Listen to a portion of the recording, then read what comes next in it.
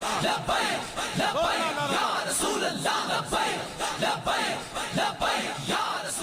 बाप खोलू, मेरे नबी ने बाप का साया देखा ही नहीं। जब आंख खुली तो माँ की गोद में पाया और फिर हलीमा सादिया लेकर के चली गई। वक्त भी कम हुजूर ने माँ के साथ गुजारा। वक्त गुजरता रहा। फिर 4 साल के बाद हुजूर पलटे माँ की बारगाह में आके रहे। 2 साल रहे, 6 साल की उम्र तक। और हुजूर माँ से इतना प्यार करते थे ना कि हुजूर लेटते भी थे तो माँ के बाजू पे सर रख के लेटा करते थे। आज हैरत होती है, बेटे को तकिए इतने नरम मिल गए कि आज माँ के बिस्तर का ख्याल नहीं। हम तो ये भूल जाते कि जब हमारे पास तकिया कोई नहीं था तो हम माँ के कंधे पे सर रख के सोते थे। जब तकिया ही कोई नहीं था तो माँ के बाजू पे सर रख के लेटा करते थे। और ये सिर्फ मेरी कहानी नहीं, ये सिर्फ आपकी कहानी नहीं, ये नबियों के इमाम की कहानी है। हुजूर फरमाया भी करते थे, मुझे आज तक वो माँ के साथ लेटना याद आता है जब मैं माँ के बाजू पे सर रखता और मेरी माँ अपने चेहरे पे दुपट्टा डालती। अजीब होती है माएं, अजीब होती हैं, खुद बिस्तर पे पड़ी रहती हैं लेकिन फिक्र बेटों की सताया करती है। तुम में से कोई कुवैत जाता है, कोई दुबई जाता है, कोई अमेरिका जाता है, कोई कहीं जाता है, कोई कहीं जाता है कमाने के लिए। अगर कोई मुंबई है, कोई महाराष्ट्र के किसी भी शहर में है, कोई पुणे, कोई गुजरात में है, मैं कसम खा के कह सकता हूँ तुम हट्टे कट्टे नौजवान क्यों ना हो, सेहतमंद क्यों ना हो, लेकिन माँ की आंख जब रात को 2 बजे खुलती है, 3 बजे खुलती है, माँ की कमर में दर्द है इसलिए नींद नहीं आ रही है, घुटने टूट रहे हैं इसलिए माँ सो नहीं पा रही है। लेकिन माँ तेरी मोहब्बतों को सलाम, तेरी अकीदतों को सलाम, तेरी औलाद की चाहत को सलाम। रात के 3 बजे भी अगर माँ के हाथ उठते हैं तो यही जुमले होते हैं, अल्लाह मेरी खैर है, मेरे बेटे को सलामत रखना, वो जहां भी रखे उसे खैरियत से रखना। और तुम्हें खुदा का वास्ता दुनिया के किसी कोने में चले जाओ, अपने बाप को भूलना मत, माँ को याद रखते रहना। कितने बेटे ऐसे हैं बीवी से रोज फोन पे बात करेंगे लेकिन माँ से महीने में 1 दिन बात करते हैं। तुमने बाप को बड़ा फोन तो ले दिया लेकिन बात करने के लिए 2 मिनट का वक्त नहीं है। क्या करोगे ऐसे फोन दे करके कि जिस पे बाप के पास तुम्हारा कॉल ना आता हो।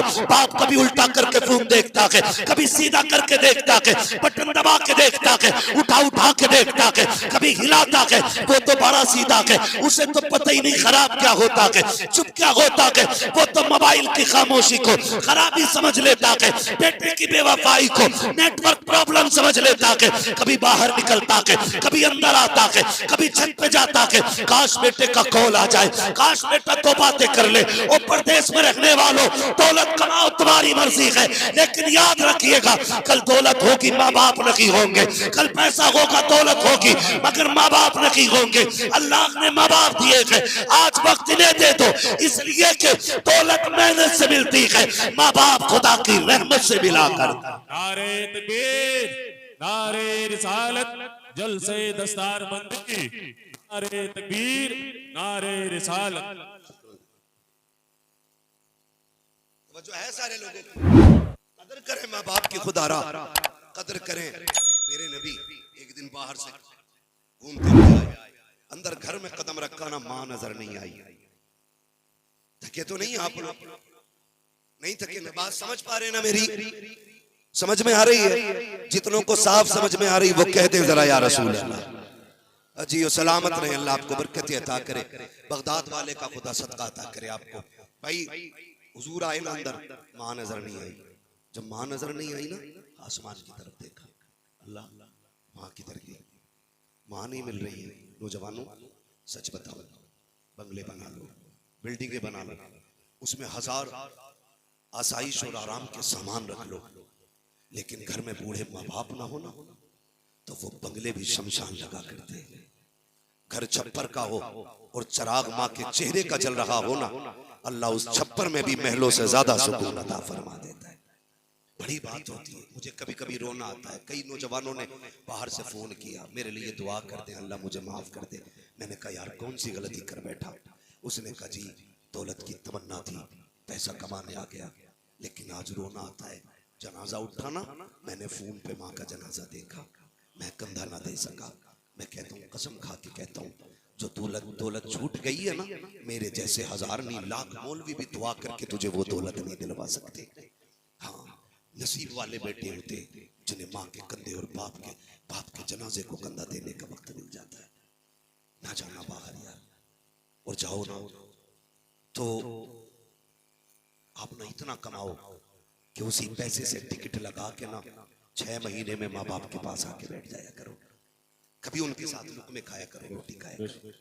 बड़ा खाली खाली लगता है घर, माँ बाप ना हो ना बड़ा खाली खाली लगता है। ईद के दिन देखना, ईद के दिन भला बेटा बताओ, मैं कसम खा के कहता हूँ दुनिया हाथ चूमने वाले, दुनिया हाथ चूमने वाले हम वो कम नसीब लोग हैं जिन्हें मखदूमा के जनाजे में हाजिरी का शरफ ना मिला। क्योंकि मैं खुद अपनी बात बताऊं, जब मुझे खबर मिली, मैं नागपुर एयरपोर्ट से बाहर निकला और गाड़ी में बैठा, फिर मैंने मोबाइल जेब से निकाला फुर्सत में, क्योंकि सफर की इतनी थकन होती है ना, मोबाइल छूने भी हिम्मत नहीं होती। हाँ, बंद था नंबर मेरा, क्योंकि फ्लाइट मोड पर था, फ्लाइट में था। तो मैंने फोन खोला तो एक मौलाना महराज साहब है हमारे दोस्त, उनका कॉल आया। उन्होंने कहा तुम्हें कुछ पता है? मैंने कहा नहीं। उसने कहा हजरत, उन्होंने कहा हजरत की वालिदा का इंतकाल हो गया। यकीन करें, बस फिर क्या था, मैं सोचने लग गया कि 1000 तकलीफें हजरत की जिंदगी में रहती हैं, लेकिन जब कभी माँ का जिक्र हजरत फरमाते थे ना तो दुख भूल जाते थे। और ये बात भी सच्ची है यार, 1000 दुख जिंदगी में हो और माँ हो ना तो फिर दुख नहीं लगते, फिर दुख नहीं लगते। और माँ ना हो ना, 1000 ऐश भी हो ना तो ऐश भी दुख लगते, ऐश भी दुख लगते। बड़े रोते हैं वो बेटे जब ईद का दिन होता, कपड़े नए होते, जूते नए होते, सारी ड्रेस नहीं होती है यार, बाहर मुबारकबादियां देते हैं। जब घर में जाते हैं ना, माँ बाप नहीं दिखते ना, तो कसम खुदा की वो ड्रेस फीकी लगती है, वो कपड़े अच्छे नहीं लगते, भले हमने ईद के दिन पहने हो। बड़ी बात होती है घर में मुबारकबाद देने वाली माँ हो, बड़ी बात होती है। अल्लाह से दुआएं मांगा करो, अल्लाह हमारा दरवाजा खाली ना करना, अल्लाह माँ को सलामत रखना, अल्लाह उनकी उम्रों में बरकत दे। जाना सभी को है, आपको भी जाना, मुझे भी जाना है। खुश नसीब बेटे होते हैं जिनके जनाजे पे दुआएं देने वाले माँ बाप होते हैं। ये बात कह रहा हूं। और दुख कितना किसको है, ये अपनी जगह बात है। अल्लाह से माँ बाप की जिंदगी मांगा करो लंबी। हुजूर आए, माँ नहीं दिखी, अल्लाह बाप का साया पहले नहीं, माँ नजर नहीं आ रही। रब ने महबूब के सीने पे इल्हाम नाजिल फरमाया, डाला दिल में, महबूब अंदर जा, माँ अंदर है। जब महबूब के दिल पे ये इल्का हुआ, हुजूर अंदर गए, देखा माँ चौखट पे बैठी हुई रो रही, अंदर कमरे में माँ रो रही। और बेटो कान खोल के मेरी बात सुनना, माँ को रोते देखा ना, हुजूर अंदर आए और माँ रो रही थी, तो हुजूर ने ना यूं गले में हाथों का हार बनाया और डाल लिया। माँ तो वो होती है जिसके लिए मेरा नबी भी रोया है, मेरा नबी भी रोया। आज हम क्या सोचते, आज हम पैसे वाले हो गए, आज हमारे पास दौलत है, आज किसी चीज की जरूरत नहीं। खुदा की कसम, सारी दौलत एक पल्ले में रखी जाए, माँ बाप का चेहरा दूसरे पल्ले में रखा जाए। दौलत कम पड़ सकती है, लेकिन माँ बाप के चेहरे का मुकाबला नहीं हो सकता, माँ बाप के चेहरे का मुकाबला नहीं हो सकता। हुजूर आए, माँ के गले में यूं हाथ डाला, और जब कहा अम्मी रो रही हो, कभी आप भी देखना, एहसास होगा।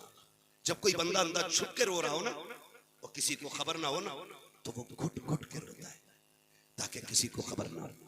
और अगर कंधे पे कोई हाथ रख के कहे यार क्या हो गया, बस फिर सब्र के बंधन टूट जाते हैं। फिर उसे लगता है कोई समझाने वाला आ गया, फिर उसकी चीख निकलती है। जब हुजूर ने कहा अम्मी रो रही हो, इतना कहना था, माँ की चीख निकल जाती है। हुजूर ने माँ के आंसू देखे, अल्लाह अकबर, कोई ऐसा लाल हो तो ला के दिखाओ जिसके तलवे चूमने पे जिब्रील को फख्र होता हो। वो माँ के गले में हाथ डाल के बैठा है, आका करीम ने अपने लब माँ के लबों पे रखे हैं। हुजूर भी रो रखे हैं, माँ भी रो रही है। आका कहते हैं अम्मी जान रो क्यों रही हो, क्या इस ख्याल ने रुला दिया है कि मैं यतीम हूँ, या इस ख्याल ने रुला दिया है रब ने आपको बेवा बना दिया है। अम्मी या इस ख्याल ने रुलाया है कि आपका बेटा कमजोर है। आका कहते माँ अगर ये लगता है तेरा बेटा कमजोर है तो आंसू पोंछ ले, रब ने तेरे बेटे को वो ताकत दी है, अगर तू कह देगी मैं आसमान के तारे तेरे कदमों में तोड़ के बिछाने की ताकत रखता हूं।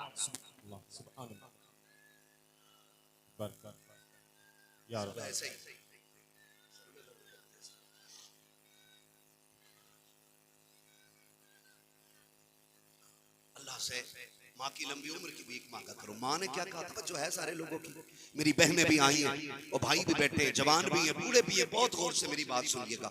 हुजूर की अम्मी ने क्या कहा, हुजूर की अम्मी के जुमले थे, नहीं बेटे आज मुझे तुम्हारे बाप अब्दुल्ला की याद आ रही है, आज तुम्हारे बाप अब्दुल्ला की याद आ रही है। मेरी बहन शोहर बड़ा अहम है, इतना अहम है शोहर के शोहर जिस तरह पानी के लिए सांसों की जरूरत, सांसों के लिए पानी की जरूरत होती है, जीने के लिए धड़कनों की जरूरत होती है, एक औरत और बेवा के लिए शोहर उतना ही ज्यादा अहम होता है।